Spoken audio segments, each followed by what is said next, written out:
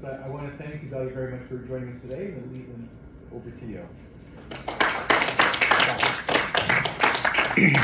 Thank you very much, ladies and gentlemen. Thank you, Mark. Shechianu v'kimanu v'yanu l'zman. Thank you, God, for bringing us all here today. I want to say also that whoever can move to Israel, please do. Whoever can visit Israel, please do. Whoever can donate to Israel, please do. Now more than ever, Israel needs us. I want to thank some people. Please hold applause till the end. And a couple of people that aren't here yet, but I'll thank them anyway in advance. I want to thank Mordechai, for this Spanish version of the Kaddish book from Mexico. Thank you. I want to thank Daniel Mikulski and Lev Mirlis for the Russian edition of Living Kaddish. There you go. Here is the original book, Living Kaddish, the first book I wrote, and I'll tell you how I wrote that. I also want to share with you these details. First of all, I want to thank my partner in life, Grace, for her gracious support all through the years, and her gracious support with this book and other books. And I want to say that there's been many famous duos, combos in life. Abbott and Costello, Cheech and Chong, Rodgers and Hammerstein, Simon and Garfunkel, Lennon and McCartney, and Batman and Robin. But I think for me, the most famous duo I've had over the last couple of years has been Elliot Katz and Gedalia Zweig. Let's give them a hand. Elliot, you were there from the first ideas, till we got the manuscript together, till we sent it to the publisher, till we got Rabbi Crone involved, till we went through each detail, till we got the ebook, and the audiobook is on its way. And Elliot, thanks Earl, you've been a promoter, a copy editor, and a friend, and for that my uttermost thanks eternally for that, Elliot. Thank you so much. Give him a big hand, please. So it was January 1st, 2003. I was in Orlando, Florida, the home of the Orlando Magic, Walt Disney World, and 20,000 Jews. I was in Chabad of Orlando. It was 10:30 in the morning, and we were not going to get a minyan. So what was I going to do? Immediately I called my rabbi in Toronto, Rabbi Moshe Stern. I said, what do I do? Because I'm sure this happened before.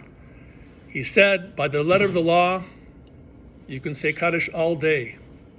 So why don't you go and make it up in a mincha service and say a Kaddish? And from that I said, you know what? I'm going to find out if anyone else had similar stories.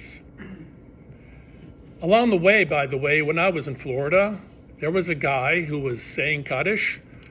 He brought along his son, just so he would make sure he had a minyan. And he had his stories too. So I wrote away the OU, Esha Torah, Lubavitch, various organizations. I contacted a publisher called Feldheim. They got together with Targum Press, and we put together the book called Living Kaddish. Why is it Living Kaddish? Because essentially for 11 months, you're living the life of Kaddish. That's all you do. Morning you go to shul, nighttime you go to shul. Your whole focus is to say Kaddish 3 times a day. Plus, very importantly, you're keeping the person living by saying Kaddish. You're keeping that individual living alive by saying Kaddish. So it's a positive influence.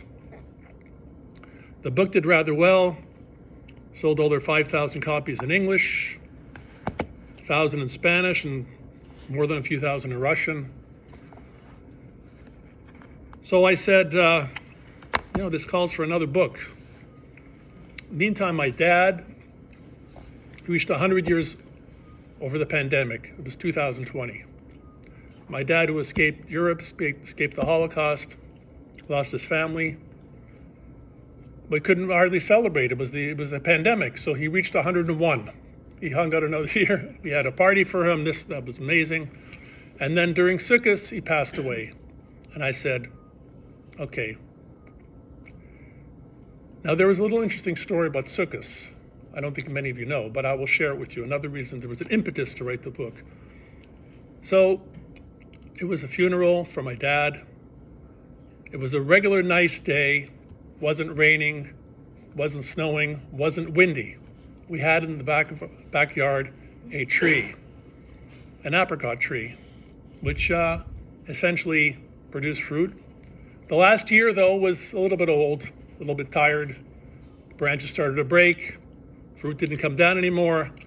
I actually asked the tree guy, I said, can you please cut it down? He looks at me, he says, no way, he says. Torah says you can't cut it down. I said, well, you're right. I guess you're right. The Torah says you can't cut it down. Can you trim it? Yeah, he said, I'll trim it. We trimmed it. He put a little thing up there. And that was that. Come home Thursday. It was Sukkot.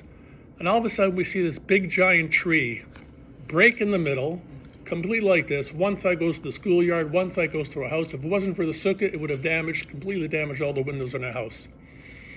We called the 24-hour tree guy, what's going on? What can we do? He finished it like seconds before Shabbos.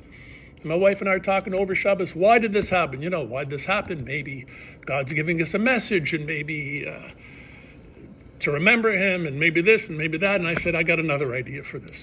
And my dad was always a practical man. Go from Poland to Russia, back to Germany. And even in the last years, went from one nursing home, another nursing home, just to escape COVID. And working was very practical. You can put this over here and this over there and do this and do that. So all through before the Shiva, we were thinking, where can we put the Shiva? It's in the backyard. There's a big tree there. How can you fit so many people? So I could just hear my dad saying, you know what? If you move that tree over there, you'll have tons of room. And I would say, but Dad, how can you move a tree? How can you move a tree?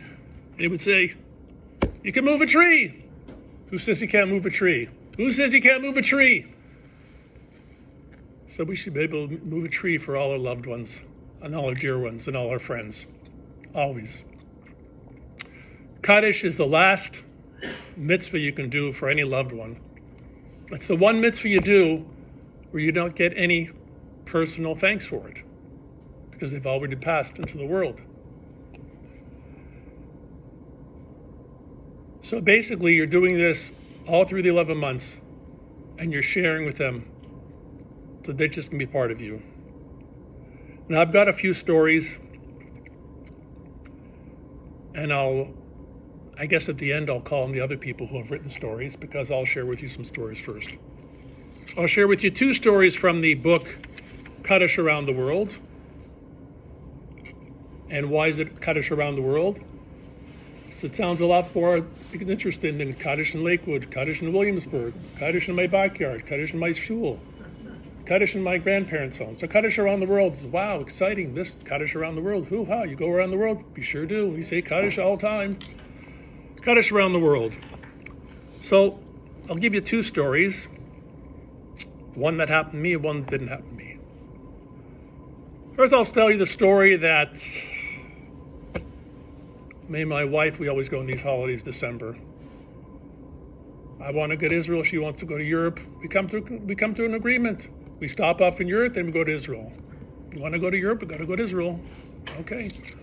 So around 10 years ago, we decided to go to England, Spain, and then Israel. And when we were in Spain, we were able to see the birthplace of the Rambam, Rabbi Moshe ben Maimon. Matter of fact, when I came back, some guys at the kollel saying, did you have a minyan? I said, well, if I would have been there 500 years ago, I probably could have a nice minyan. But we didn't have a minyan. But we visited shuls. One time we were in Cordoba, Spain, visiting the Rambam's place where he had a synagogue. And earlier we had gone with a couple, also from Venezuela, Sylvia and Solomon, and they met another couple from Venezuela there. So I jokingly remarked, wow, maybe we can get a minyan. To which they all laughed, whatever. We go to the Rambam's house. It was a house. It was a museum where it was like the history of the Rambam. Then there was a synagogue itself. Then there was a room which was very, very moving. It was the history of the Inquisition. You could see their original papers of the Inquisition. And you saw names like Pablo, de Cristina, de Francis, de Ricardo. And the more names they put out, the more you knew they were Jewish, because they kept putting all these names after. And those were the hidden Jews, whatever. So then we go outside, and I'm looking outside in front, and I see a small group of kids playing right by this playground. I couldn't believe my eyes. I look at them, I'm thinking, what? Do they have yarmulkes on? And they had yarmulkes on. So I go to the tour leader, and I said, excuse me, are those kids, are you Jewish? Are you playing with, you're playing with yarmulkes? He goes, yes, we are. So where are you from? Well, we're from Morocco, actually. Morocco is just across the way from Spain. So what are you doing here? We're on a school trip. I said, you know what, just curious, do you think there's a chance we could do a minyan here? He goes, absolutely. You know why? He says, I'm saying Kaddish also. So I looked at the watch. It was around, 12:20. It was around 12:30. And I said something in Spanish like, my friends, we're saying Kaddish now, but I'm convinced that we're also saying with the Rambam in mind, may this be a blessing for the Rambam for all of us. Apparently that shul wasn't used in hundreds of years. Afterwards I looked, it was 10 days before the Rambam's yahrzeit. It was our wedding anniversary. It was really an experience to remember. That was Kaddish in Spain. Connected to that, which the full story is in the book, is Kaddish in Portugal. We had seen a movie about the hidden Jews of Portugal, and that's even more exciting. If you ever go to Portugal, want to hear about it, it's a small town called Belmonte. Belmonte is maybe, a few hundred miles away from the north, maybe 40 miles from the Spanish border, and in the early 1500s, the Jews had to escape Spain. They went to Portugal, and they escaped until they made the Inquisition then. But there were a small group that moved to the mountains in a small place called Belmonte, and they disguised their customs. They started having Shabbat in a quiet way. They would change the Jewish holidays, the dates. They would have the cleaning help come in on Friday rather than Saturday, so we'll be ready for Shabbat. They even did a thing, believe it or not, called Fast de Santa Estera. Fast of Saint Esther, or Feast of Saint Esther. What's going on? Feast of Saint Esther. They celebrated. Only in 1965 did a priest point out that there was no Feast of Saint Esther. Oh, they meant Esther, Fast of Esther. So they kept their own holiday called Fast of Esther. And that was amazing too, going there and seeing the minyan and making up the minyan and going through that. Now I'm going to get through the winning story, I think, of Kaddish around the world. And by the way, there's also in this book Kaddish in Bahrain, and Kaddish in Saudi Arabia, Kaddish in Turkey, and Kaddish in New Zealand. Doug Ross, he's flying in, I think he's in Vancouver. As always, he would be here and tell you that story. But let's tell you the winning story. I think it's a real winning story. It's called Kaddish at the Super Bowl. Kaddish at the Super Bowl. You heard it right. So how many here are football fans? Anybody a football fan here? Yes, a few football fans. Okay, so it was 1997. It was Qualcomm Stadium in San Diego. It was a game between the Green Bay Packers and the Denver Broncos. And guess who was there? It was Lonnie Ostro and his little sidekick called Yankel. Now, they worked in some marketing place in New York, and Lonnie was a huge fan, but he couldn't get tickets to the New York Giants. And no one wanted to see the New York Jets. So they said, would you like to go to the Super Bowl? He said, whatever it is, I don't know. No, it's a big honor. You got to go to the Super Bowl. Tickets are going for $1,000, $2,000. You got to go to the Super Bowl. So he said, okay, if I can.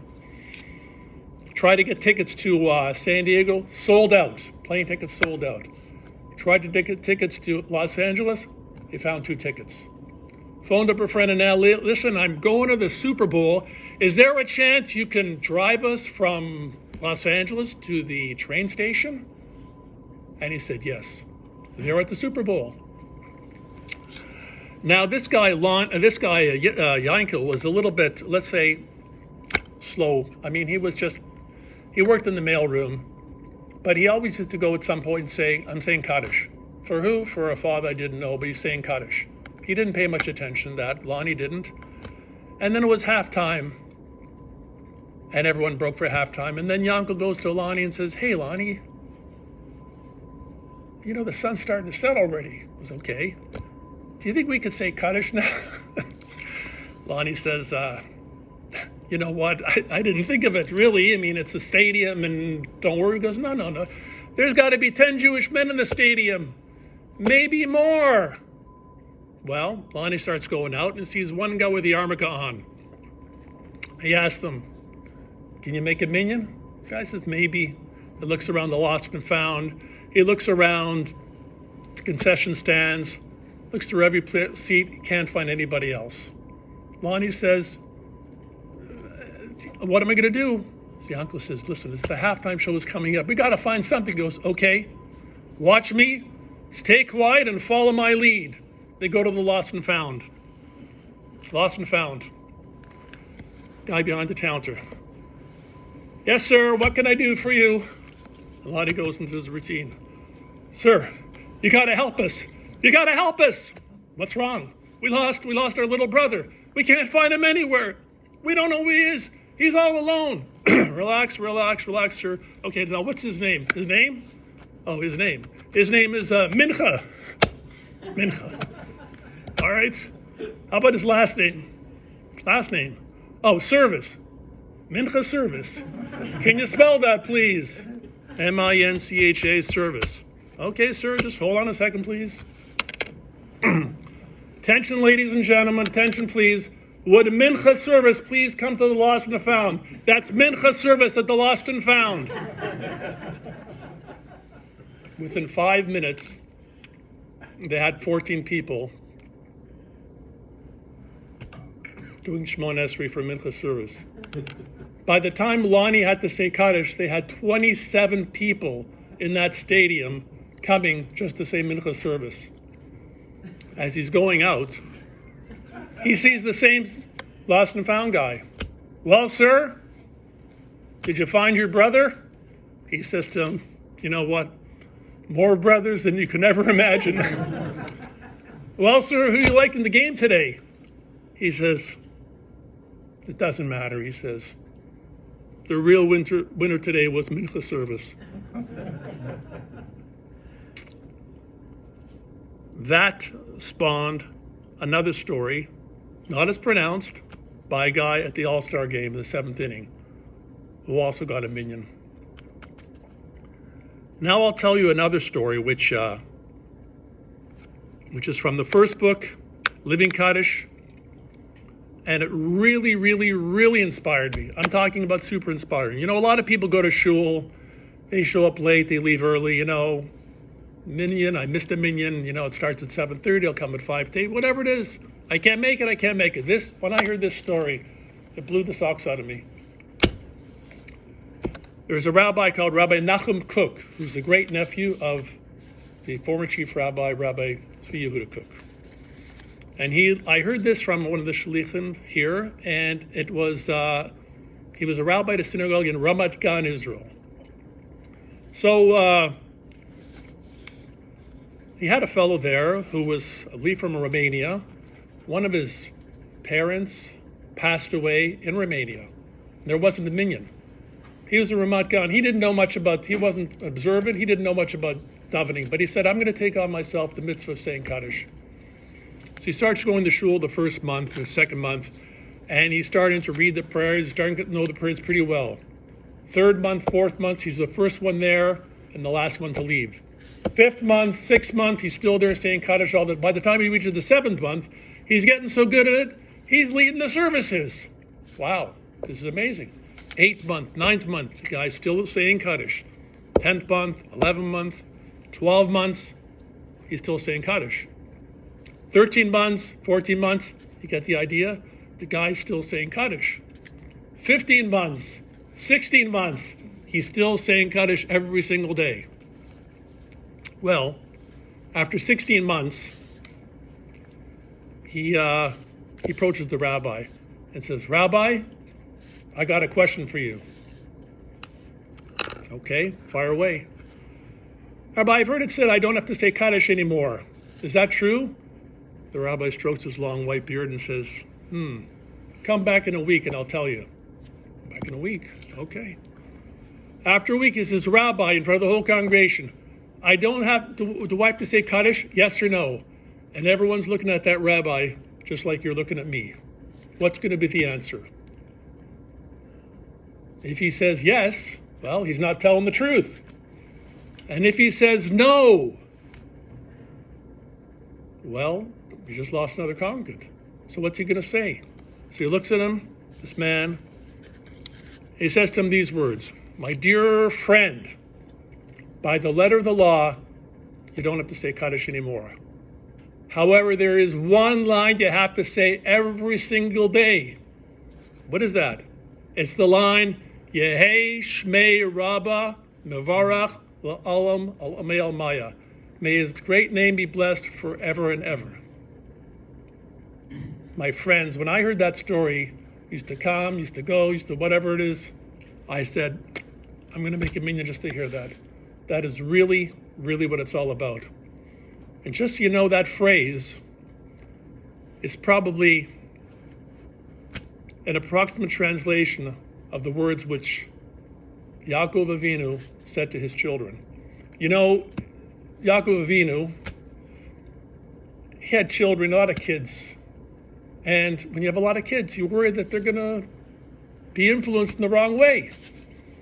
Even those times you had bad influences in the world, like today. So he asked his kids, he said, "Please, children, don't go off the path. Even if you're in Egypt, don't follow the ways of the idolaters. And please prove to me that you won't." And they said to him, "Shema Yisrael," because his name was Israel at the time. "Hashem Elokeinu," God is our God. "Hashem Echad," God is one. To which Yaakov answered, "Baruch Shem," blessed his name, Kavod Malchuto, this holy name forever and ever. And then he passed. And that's the approximate translation of Yehei Shmei Rabbah Mevarach. So friends, when we do that, we're really sanctifying God's holy name. I'm going to give you another tidbit, which is in that same vein, which also is personally important. You know, over COVID, I guess a lot of people had those vacations, right? Go to holidays, I'm off for COVID, I can't come in for COVID, I'm not sure, I don't know. And that, unfortunately, Minyan suffered also. Minyan suffered during COVID. You know, we can come, we don't come, I'm not sure. I was fortunate.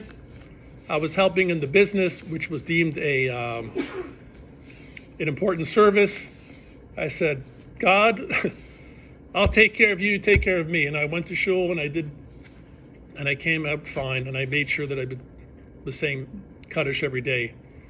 But a lot of times we think we can finish a Kaddish and that's it, I don't have to go to shul anymore. The next story implies that that is not true. So this was in Weston, Florida, where we vacation from time to time. Wonderful place, quiet, Chabad of Weston. And when they say it's a couple of blocks away, it means it's like 5 miles away. The blocks are very long there. So one time was Friday night service, and I went to shul there, long walk back. Saturday morning, long walk back. My wife says, in a good way, you know, why don't you take a rest, you know? If you're on vacation, just relax by the pool, just don't have to run around. So I said, okay. But there's one deal we got to do. What is it? We go there for Marv. And then I can go after and we'll go out for dinner or something like that. Drive our car up to Marv, see the rabbi exiting. No, did you finish all right? No, he said, you know what? We only had 9 people and one person couldn't say Kaddish. I'm going, oh my God, let's go back inside. Let's do it. We did it. Fast forward 15 years later to the second book, Kaddish Around the World. We had about 25 to 30 people Shabbos morning. It was Hanukkah. It was also December 25th. And there was another guy saying Kaddish. We go for Mincha, 7 people. Wait more, still 7 people. Wait more, still 7 people. The rabbi's son-in-law there. What do? I said, did any sports team give up with minutes left? No, we're going to get a minyan. They're going to wait till after Shabbos. You're going to get 3 more guys and we'll come in. Beautiful. We did that. Boom. And on the way out, he says, don't forget to put our story in your book. I said, don't worry, I'm not going to forget. I'm going to give it over to a couple of dear friends who really have their stories to share, really. And there's so many stories out there which I really want to do it. So I don't know how we do it in sort of age and sort of importance. Let's start at the back with Harold Tabachnik. Please rise and tell us a little bit your story about Kaddish. And please, we'd love to hear you. Please, go ahead.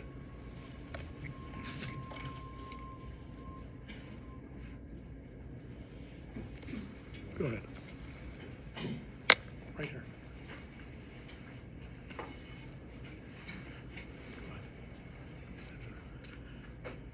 My wife Esther and I were in Israel in 2006 for a family wedding, and for my father, and I was saying Kaddish for my father.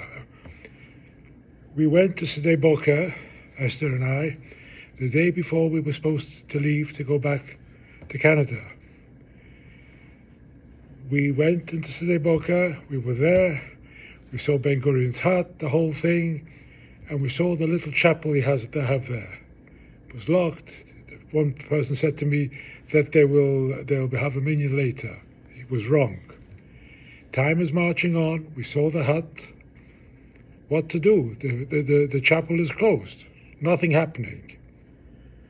So we start walking, see where we are. We're out in the wilds, basically, in that sense.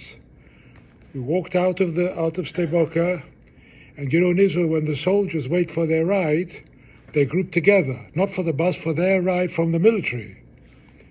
In my best fractured Hebrew, I went to one of the soldiers.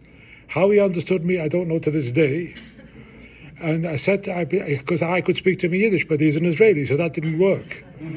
So I said to him, I explained my situation.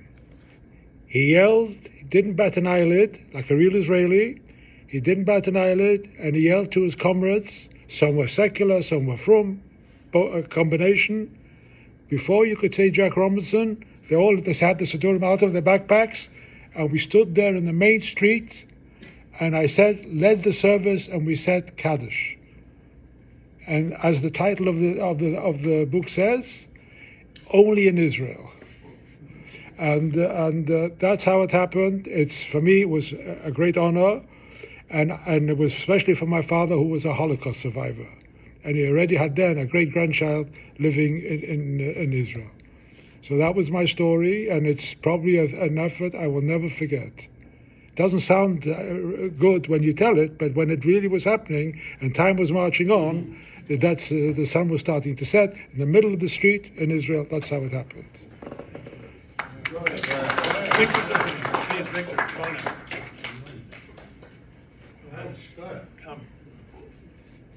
So we have a couple things in common with Harold's story. One is my mom, L'Sholem, was a Holocaust survivor. So saying Kaddish meant a lot to me when she passed away. We had an emergency while we were saying Kaddish during the 11 months. We had an emergency in Glasgow. My wife's Scottish, in case people don't know her. I think everyone knows Angela.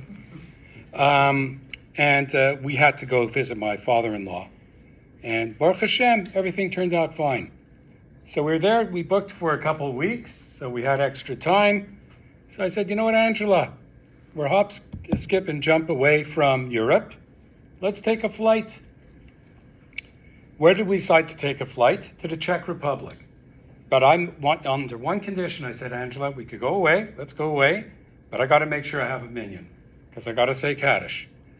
We called the rabbi in Prague, and there was a beautiful shul called the Jerusalemska shul, and there was a Holiday Inn right around the corner from it. So I booked the Holiday Inn.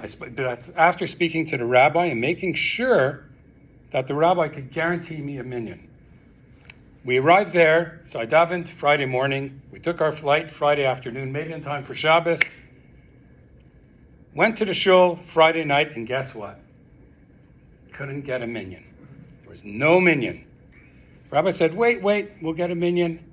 Then he looks at me and says, we're not getting a minyan. He says, there's another shul right near the Altanai shul. It's about 10 minutes up the road. Go for it. So I didn't go for it. I really went for it because I ran. I ran to shul. I had to get that Kaddish in. So I got to the shul. They had a huge minyan. Actually, they had about 30 people, so that was good. And it worked out well. Shabbos morning comes. We went to the Jerusalem shul again. Huge shul, abandoned. Needs a lot of work. We davened in the base of Medrash. We had a minyan. It was great. So I managed to get through to Monday morning. No, Sunday was a problem. No, Sunday we had a minyan. Monday, the rabbi in the other shul, forget about Jerusalemska shul, we're not going to have a minyan in that shul. Because the rabbi said, there's no way. Shabbos, yes. But Monday morning, no way. We're not going to get a minyan. Go to the other shul, near the Altanai shul. So I went on Sunday morning. We had a minyan. But then the rabbi even said, Monday morning, it's going to be tight. So I went to a kosher restaurant. We see a couple guys, really Hasidic guys. And I went to them and I said, guys, we need a minyan for Monday morning. It's going to be tight. They said, we're on vacation. We want to sleep in. I said, but I'm saying Kaddish. Look, we'll try. Anyhow, turned out Monday morning, Baruch Hashem, we had a minyan. It's always good. And then they signaled to me. The rabbi signaled to me. I don't speak Czech. He doesn't speak English. So he used sign language. He just went like that or whatever. He didn't speak Yiddish either, which I was surprised. I knew the Nusach. It was Ashkenaz, just like the BAYT, exactly the same. And I davened for the Amid after Baruch She'omar. Then it came time for laning. So the Sefer Torah was locked, by the way. The cabinet, the Oren Kaddish is locked. They have a key. They open the key. I take the Sefer Torah out, and I notice the cover of the Sefer Torah is old and shabby. And I'm thinking, what is this? I mean, maybe I should donate a new one. Anyhow, minyan ends, and I went to one person who did manage to speak English, by the way, in the shul, and I said, you know what? I noticed the Sefer Torah, the cover is a bit shabby. I'd like to maybe donate a new one. He looks at me, shakes his head and says, no. He says that Sefer Torah and the cover survived the Holocaust. It's over 100 years old. And you know what? There's no monetary value for that. It's priceless. So that's a priceless Sefer Torah and the Sefer Torah cover. So instead I gave a donation. So that's my story.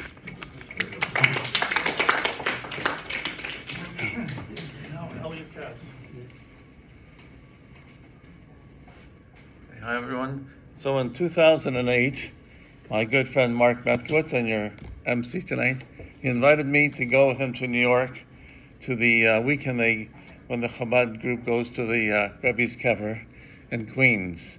So at that time I was saying Kaddish for my mother, and the plan was to leave on Thursday at 6 o'clock, and we would drive all night, and I was concerned, well, how am I going to say Kaddish at Marav in a minyan if we're going to be, on the road? So Rabbi Spalter, who was organizing this, said to me, don't worry, there's 5 of us in the van, and when we get there, if you've been there, there's a visitor center, and people are learning there overnight, and with those guys, we'll have a minyan. So we drive, we get there, it's 3 o'clock in the morning, there's 4 guys there, there's 5 of us, there's 9, and if you've been to that where the kever is, it's just like there's nobody there. There's nobody walking the street, Jew or non-Jew, at 3 o'clock in the morning. So Rabbi Spalter said, "Don't worry, I'll find a tent." It's 3 o'clock in the morning. The place is deserted. So he goes out of the visitor center. 5 minutes later, he comes back with this religious guy. So where did you get this? Guy says, well, there's always people at the kever 24/7, and he was at the kever at 3 o'clock in the morning. So we were able to say Marav with a minyan, and I said Kaddish for my mother. Should I share another story, Gedalia? So one of the stories in the book is written by a fellow in South Africa, and it's one of my favorite stories. So he had planned, he always wanted to go on safari to Kenya, and like he planned it. He had with two of his friends. They planned to go like four. He had to plan it 4 months in advance. So he booked the whole thing. Then about 2 months later, he realized that it was his father's yahrzeit that week that he had booked. So he said, "Well, it's too late to change it. It's too hard to change. So, okay, I won't do anything about it." So they go to this wilderness park, and it's in the fall when there's hardly anybody at the hotel, and it's in the middle of the wilderness. And it comes the day of the yahrzeit, and he's feeling kind of glum. His friends say, "What's wrong?" He says, "Oh, okay, well, today's my father's yahrzeit. I didn't realize it when I was reserving this. But, the nearest minyan's probably 1,000 miles away." Just then, this bus pulls up to the hotel. All these tourists pile in. They pile into the lobby. They're boisterous. They're loud. And he looks at them. He says, who are they? He goes over to them. They're speaking Hebrew. It's a group of Israelis. So then he got his 7 more Israelis, and they had a minyan in the lobby. And he says, "I didn't find the minyan found me."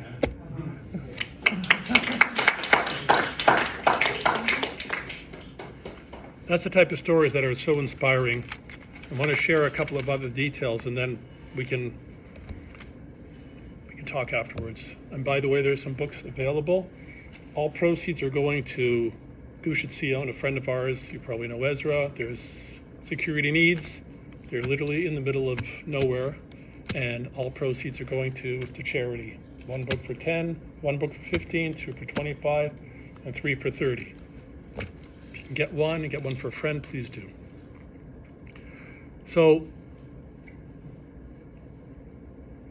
another scenario happened with this book.